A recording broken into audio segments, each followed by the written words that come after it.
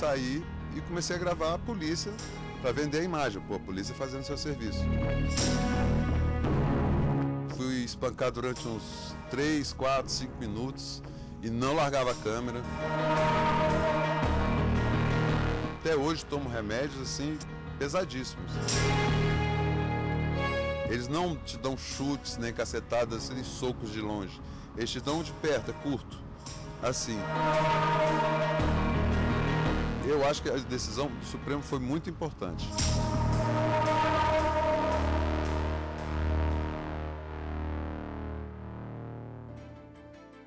Olá, está no ar mais uma edição do programa Grandes Julgamentos do STF. Você vai ver hoje que estados e municípios que devem precatórios têm até o ano de 2020 para pagar a dívida, utilizando-se do regime especial. Foi o que decidiu o plenário da mais alta corte do país, durante a modulação de efeitos da decisão, que manteve parcialmente o regime especial criado pela emenda 62. Essa emenda constitucional, editada em 2009, garantia, entre outras regras, o pagamento do precatório em até 15 anos. E ainda na modulação de efeitos, o plenário do Supremo decidiu que, a partir da decisão, caberá ao CNJ, o Conselho Nacional de Justiça, acompanhar e fiscalizar se a ordem de pagamento dos precatórios será cumprida por estados e municípios. Os precatórios são dívidas do poder público resultantes de decisões judiciais. Os precatórios são os instrumentos utilizados pelo Poder Judiciário para requisitar aos entes públicos da esfera federal, estadual, municipal e distrital pagamento de dívidas decorrentes de condenações judiciais transitadas em julgado. Na teoria, os precatórios devem ser pagos por ordem de entrada ou por ordem crescente. Idosos e pacientes com doenças graves também têm prioridade. Ao serem apresentados ao presidente do tribunal, os precatórios passam a integrar uma lista de credores, que é uma espécie de fila. E, havendo recursos disponíveis, o pagamento é feito pelo presidente do tribunal, observando-se como regra geral a ordem cronológica de apresentação, do mais antigo para o mais recente. Isso na teoria, mas na prática, quem espera receber uma dívida do poder público pode amargar uma longa e dura espera. É o caso deste servidor público de 63 anos. Trabalho na lavanderia, no Hospital Materno Infantil, há 35 anos. Tenho 30 anos na secretaria, 25 anos foi de vigilante, trabalhei lá no hospital, né? Meu primeiro emprego no de Brasília, né? Prisco Fernandes processou o governo do Distrito Federal porque entre 1997 e 1999, os trabalhadores não receberam o Vale Alimentação. Eu fui dos primeiros que entrei na causa, na justiça. Convidei um grupo de pessoas. Depois de vencer a causa na justiça em 2006, o servidor tem pressa para receber a indenização, mas alerta para outros colegas que, em acordo com o governo, receberam valores inferiores daqueles que teriam direito. Hoje eu vejo muitas pessoas que receberam as cartas, que já vendeu elas baratinhas, né? Por 25%, 30% dos valores. Uma maioria que recebeu já fizeram isso. Porque eu não vou também fazer besteira, né? A gente luta e pega, entrega para o empresário. Você está jogando a comida de seus filhos fora, de seus netos, que é neto já. Este repórter cinematográfico também está na fila para receber um precatório do governo do Distrito Federal. Ele ganhou na justiça um processo relativo à indenização de um caso dramático. Eu estava num bar na Asa Sul com uns amigos e umas amigas e começou a ter uma confusão generalizada do lado de fora. Muitos rapazes brigando entre si e tal. Aí, quando eu vi, eu estava com uma câmera portátil, recém-adquirida, e vi uma cena tranquila da polícia, né? Botando os elementos lá na parede, iluminado por outro farol, uma viatura na frente, uma plástica muito bonita de uma cena de abordagem, mas plasticamente estava muito bonita, estava bem distribuída de luz. Então eu, inadvertidamente, saí e comecei a gravar a polícia para vender a imagem, pô, a polícia fazendo seu serviço. Só que eu não me apercebi que no canto direito tinham 2 terceiros sargentos com os cacetetes, com os tom, não sei se era o tom, foi cacetete, não me lembro agora, batendo na cabeça, nas costelas do garoto, do menor. Na mesma hora, um soldado gritou: sargento, ele tem uma câmera. Nisso eles vieram para cima de mim, eu me identifiquei como jornalista, e eles foram vindo, eu sou jornalista, sei o quê. Aí eu senti que eles iam pegar minha câmera, então eu abracei minha câmera. e eu fui espancado durante uns 3, 4, 5 minutos. A agressão foi em 1997.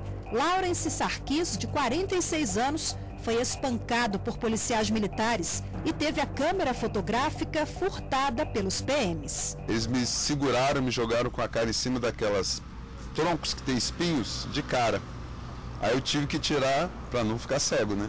Existe uma técnica de espancamento típica. Eles não te dão chutes, nem cacetadas, nem socos de longe. Eles te dão de perto, é curto, assim, no couro cabeludo, para tentar não deixar. Na época eu tinha cabelo, né? E aqui na suprarrenal. Aqui realmente acaba com sua energia. O governo do DF foi processado e a ação durou 15 anos. Depois do desgaste com o processo, Laurence venceu a causa, mas ainda não recebeu. E o pior, o valor inicial da indenização dele, que era de R$260 mil, foi reduzida para 20. Na verdade, eu pedi o valor da câmera, a questão psicológica, a questão moral. O GDF disse que era enriquecimento ilícito. Não acho nem justo pelo valor, que isso não paga nem uma câmera atual que tinha as características da que foi quebrada. Muito menos todo o processo que eu tive que enfrentar de psicológico, que eu tenho uma síndrome, né? E era tratado com um remédio muito simples, muito leve. Depois disso, essa minha doença, essa síndrome, eu tive um agravamento e tive que tomar, até hoje tomo remédios assim pesadíssimos. As histórias que você viu agora são apenas duas das milhares de outras histórias de brasileiros que aguardam receber um precatório. Muitos morrem no meio do caminho, outros desistem ou em negociações com o poder público se rendem a valores que podem chegar a menos da metade do que eles realmente deveriam receber. Para acabar com esse impasse, em 2009, o Congresso Nacional editou uma emenda constitucional que previa um novo regime de pagamento dos precatórios. O problema é que essa emenda trazia pontos que iam na contramão da Constituição Federal. Daí, o caso veio parar no plenário do STF. O regime especial instituído pela Emenda 62 autorizava o parcelamento de 15 anos da dívida, combinado a um regime que destinava parcelas variáveis entre 1% a 2% da receita de estados e municípios para uma conta especial voltada para o pagamento de precatórios. Desses recursos, 50% seriam destinados ao pagamento por ordem cronológica e os demais 50% destinados a um sistema que combina pagamentos por ordem crescente de valor por meio de leilões ou em acordos diretos com os credores. Outros pontos importantes trazidos pela emenda foram a possibilidade de pessoas com mais de 60 anos ou portadores de doença grave receber parte de seu crédito de natureza alimentícia de forma preferencial e também a possibilidade de compensação de créditos em precatório com débitos junto à Fazenda Pública devedora. O Conselho Federal da OAB, a Associação dos Magistrados Brasileiros e outras entidades de classe entraram com ações diretas de inconstitucionalidade contra pontos da Emenda Constitucional 62 de 2009. O ponto principal para ajuizamento das ações de inconstitucionalidade foi o prazo concedido para a quitação dos precatórios. Algumas entidades chegaram a chamar a emenda 62 de emenda do calote, porque concedia um prazo de 15 anos para os estados, o Distrito Federal e os municípios em atraso na quitação dos precatórios pagarem suas dívidas. A norma foi declarada parcialmente inconstitucional pelo Supremo em março de 2013, mas na época o plenário deixou pendente a questão relativa aos efeitos práticos da decisão, levantada em questão de ordem por representantes de estados e municípios. O julgamento desta questão de ordem você confere depois do intervalo. Até já!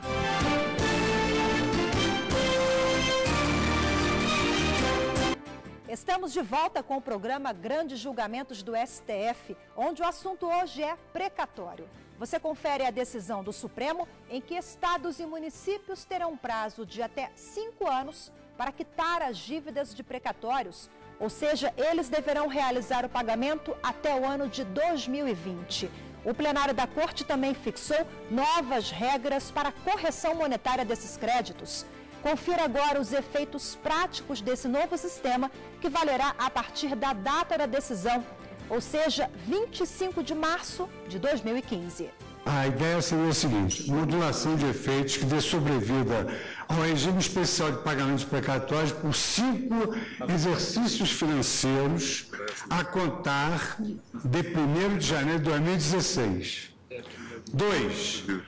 Conferir eficácia prospectiva à declaração da inconstitucionalidade dos seguintes aspectos da DI, fixando como marco inicial a data da conclusão do julgamento da presente questão de ordem, 25 de março de 2015, e mantendo-se válidos os precatórios expedidos ou pagos até esta data, a saber: 1. Fica mantida a aplicação do Índice Oficial de Remuneração Básica da Caderneta de Poupança TR nos termos da emenda 62 até 25 de março de 2015. Em resumo, estas foram as principais alterações apresentadas pelo relator ministro Luiz Fux. Mas entenda agora exatamente quando e por que a emenda dos precatórios foi questionada no Supremo. 2009 foi este o ano em que 2 ações diretas de inconstitucionalidade foram propostas questionando a emenda constitucional 62, que criava naquele ano novas regras para o pagamento de precatórios. Entidades de classe, entre elas a OAB, recorreram ao Supremo pedindo a derrubada de alguns pontos da lei. A norma foi declarada parcialmente inconstitucional. Em dúvida sobre a prática da decisão, estados e municípios recorreram numa questão de ordem ao STF. 2015, neste julgamento, eles queriam saber como e até quando o pagamento do precatório deveria ser feito. Quanto à correção monetária, ficou definido o índice básico da caderneta de poupança TR para os precatórios estaduais e municipais até a data do julgamento da modulação de efeitos, 25 de março de 2015. Após essa data, os créditos serão corrigidos com base no IPCA-E, o Índice de Preço ao Consumidor Amplo e Especial. Não há mudança em relação aos precatórios federais, já que, por lei orçamentária, eles já seguem este último índice. Relativamente à declaração de inconstitucionalidade da expressão, entre aspas, Índice Oficial de Remuneração Básica da Caderneta de Poupança, Índice Oficial de Remuneração Básica da Caderneta de Poupança. Então, falo sobre esse dispositivo declarado inconstitucional. Nesse ponto, observo que eventual decisão com efeito retroativo teria como consequência o direito à percepção pelos antigos credores das diferenças resultantes da incidência do novo índice de correção a ser definido pelo respectivo ente federado, com a necessidade de reabertura de precatórios já extintos, restando claro o tumulto que uma decisão, penso eu, com a devida vênia de quem pensar em forma contrária, dessa natureza. A questão relativa ao pagamento de precatórios começou a ser discutida aqui no plenário do Supremo há pelo menos 6 anos. Mas no âmbito do legislativo, esse debate é bem mais antigo. Desde a Constituição Federal de 1988, o Congresso Nacional tenta regulamentar a matéria. O último passo foi dado com a Emenda Constitucional número 62, em 2009. O Congresso Nacional, poder constituinte originário em 1988, procurou arrumar a questão dos precatórios e previu uma moratória de 8 anos. Os estados não se organizaram para cumprir o pagamento nesses 8 anos. Depois, o Congresso Nacional, em 2000, editou a emenda constitucional número 30, procurando disciplinar o pagamento dos precatórios. O Supremo Tribunal Federal derrubou, disse que era inconstitucional. Depois, veio a emenda constitucional número 62, para de novo tentar arrumar a matéria. O Supremo Tribunal Federal derrubou, declarou inconstitucional. Eu acho que é o mínimo papel que o Supremo Tribunal Federal deve desempenhar é dizer o que ele acha bom. Entre as propostas do ministro Roberto Barroso está a utilização compulsória da conta de depósitos judiciais tributários para o pagamento de precatório. O que eu estou dizendo é, se a lei diz que tem que usar para dívida fundada ou precatório, tem que usar para dívida fundada ou precatório. Portanto, a minha proposta é que pelo menos metade seja utilizado para precatório. Isto é um mero cumprimento da lei. Agora, eu não acho, com todas as vênias, que, bom, então estamos passando por uma situação de dificuldade, eu posso usar o dinheiro para qualquer fim, independentemente do que preveja a lei. Não acho. O relator original das ADINs que motivaram a modulação de efeitos da decisão era o ministro Carlos Aires Brito, que se aposentou no meio do julgamento. A responsabilidade para a condução do caso coube então ao ministro Luiz Fux, que no início deste ano, em decisão monocrática, determinou o pagamento de precatórios àqueles estados e municípios que se valiam da falta de informação para suspender o crédito das indenizações. A emenda é inconstitucional e é realmente algo que deprecia a imagem do país, o fato do poder público não pagar as suas dívidas em dia, e mais ainda, não fosse aquela minha decisão interlocutória de mandar continuar pagando, o débito estaria maior. Porque pararam de pagar tudo por via das dúvidas. Nós declaramos que era inconstitucional esse regime especial. O regime em que o Estado podia fazer o seguinte acordo com o credor. Aqui, eu não estou te pagando nada e não pretendo te pagar nada. Mas, se você aceitar 10% da dívida, eu então te pago. Isso é imoral, é um achaque. Portanto, a minha proposta é, pode continuar a fazer acordo. Agora, o acordo tem que ser tarifado. Eu propus tarifado em 25%. Portanto, você não pode reduzir mais do que 25% e tem que pagar na ordem. Durante o voto, o ministro Gilmar Mendes citou um estudo sobre precatórios feito recentemente por 2 especialistas na área, José Roberto Afonso e Gabriel Leal de Barros. Esse levantamento chama atenção especialmente para a dificuldade de estados e municípios quitarem as dívidas. Os 5 maiores devedores, São Paulo 16,5 bilhões, Rio Grande do Sul 6,8, Rio de Janeiro 4,8, Paraná 4,6, Minas Gerais 3,7 bilhões. No caso de São Paulo, os autores constatam que apesar do Estado possuir o maior estoque de dívida e precatórios, a alocação de 1,5% da receita corrente líquida, equivalente a um fluxo médio anual de 1,6 bilhões, deverá permitir que o Estado quite o passivo atual em até 10 anos. Portanto, na conta desses autores, eles estão dizendo que isso chegaria a 2023, prazo inferior ao da emenda constitucional 62, que iria até 2024. A situação é particularmente delicada, dizem os autores, em relação ao Rio Grande do Sul. Dizem eles, dentre os top 5, o único estado cujo atual fluxo de alocação de recursos não deverá conseguir zerar o saldo de precatórios é o Rio Grande do Sul, que deverá experimentar mais 20 anos, até quitar seu atual passivo. Esses casos, os governantes, os seus representantes terão que discutir com a União, com a Presidência da República, uma solução específica, uma linha de crédito, alguma coisa do tipo. E sobre a possibilidade de estados e municípios não efetuarem os pagamentos dos precatórios, uma proposta dos ministros da Corte promete regulamentar essa questão. A partir de agora, o CNJ, o Conselho Nacional de Justiça, deverá acompanhar e fiscalizar a efetividade desse pagamento até o ano de 2020. E nós estamos prestes a editar uma resolução disciplinando essa questão, inclusive dando maior transparência ao pagamento dos precatórios, mas estamos justamente aguardando o pronunciamento da Suprema Corte nesse sentido. Mas também que o CNJ constituísse também o foro para discutir as questões que continuam a demandar novos encaminhamentos. Talvez o CNJ deva fazer até mesmo um inventário o mais completo possível das situações existentes. Todos sabem que sou contra a modulação. Todos sabem que ressalto que a modulação implica tornar a lei das leis, a Constituição Federal, um documento flexível.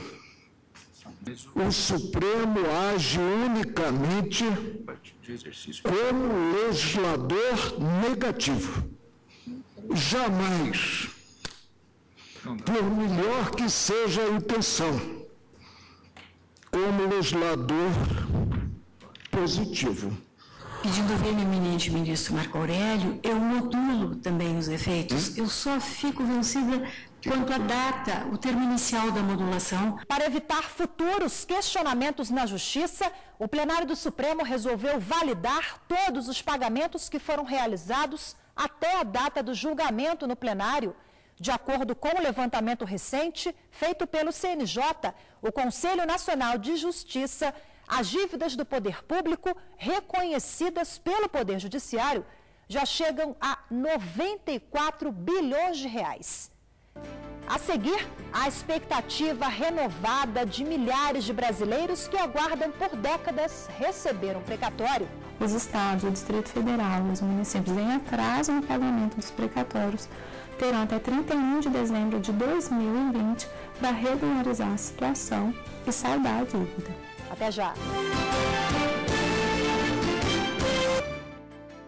O pagamento de precatórios. É este o tema da edição de hoje. O julgamento em que o plenário do Supremo definiu um prazo para estados e municípios pagarem a dívida.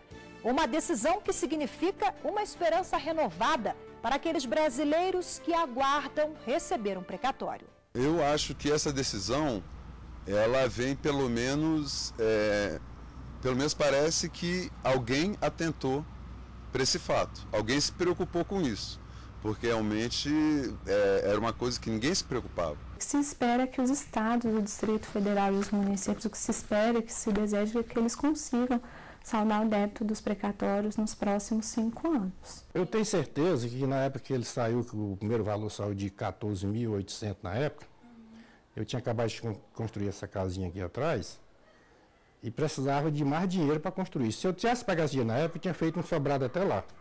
Tinha aqui hoje uma andar de aluguel em cima, né? Ou ele morando lá e o do meio, eu embaixo com mais aluguel aqui, né? A família estaria segura aí, hoje pagando a faculdade de seminário é R$ 1.300. O servidor Prisco Fernandes espera há 9 anos receber um precatório referente a um processo da suspensão do Vale Alimentação dele. Otimista, Prisco acredita agora que o precatório não passa de 2016. Então, eu tenho certeza que se eu aposentar no ano que vem, eu já recebo. Se eu não aposentar, eu vou esperar, né? Porque eu não vou também fazer besteira, né? 20 mil daqui a 5 anos, né? Que supostamente vai ser corrigido, eu vou tentar pelo menos amenizar os danos que foram causados. Por exemplo, essa minha síndrome, né? Decorreu no tique motor, o pessoal chama de bruxismo, mas não era o meu caso, era um tique motor de ranger os dentes. E eu cheguei a partir vários dentes, né? Durante a noite. Eu vou tentar simplesmente recuperar os danos disso aí. E que esses 20 mil não pagam nem 1/3 do valor. O repórter cinematográfico Laurence Sarkis teve a câmera furtada e foi espancado por policiais militares do Distrito Federal em 1997. Até hoje ele aguarda receber um precatório do governo do DF. É um valor que é injusto, tanto pelo valor, como também eu acho que é injusto que os agentes que fizeram isso, eles não respondem por nada. Quem responde é o governo. E o governo vai tirar esse dinheiro da população, do contribuinte. E o contribuinte não me agrediu, não me espancou, não me furtou a câmera. Esta juíza coordenadora de conciliação de precatórios do Distrito Federal explica por que o pagamento do precatório é tão demorado. A principal dificuldade para o pagamento dos precatórios é realmente de ordem econômica financeira. haja vista a insuficiência dos recursos que são disponibilizados pelos entes devedores, pelo poder público, para a quitação das dívidas. Mesmo com previsão orçamentária, a magistrada aponta os obstáculos para o pagamento. Que também deve ser feita uma diferenciação em relação aos regimes de pagamento, se geral ou especial. Para os credores dos entes submetidos ao regime geral, como é o caso da União, as verbas necessárias ao pagamento dos precatórios expedidos até 1º de julho do ano corrente devem ser incluídas no orçamento do ano seguinte. Isso tem sido observado em relação à União Federal. Já em relação aos credores submetidos ao regime especial, eles deverão realmente aguardar uma adequação desses entes nos orçamentos nos próximos 5 anos para a quitação da dívida, a fim de dar cumprimento à decisão do Supremo. Mas realmente tem pessoas que precisam desse dinheiro. São poucas doenças muito específicas e graves que têm premissa de receber, realmente que sabem que a pessoa não vai sobreviver até receber. Não é o meu caso. Mas eu acho que a decisão do Supremo foi muito importante. E a edição de hoje fica por aqui. Se você quer sugerir um tema ou participar do programa, envie um e-mail para grandesjulgamentos@stf.jus.br. Obrigada pela companhia e até a próxima semana.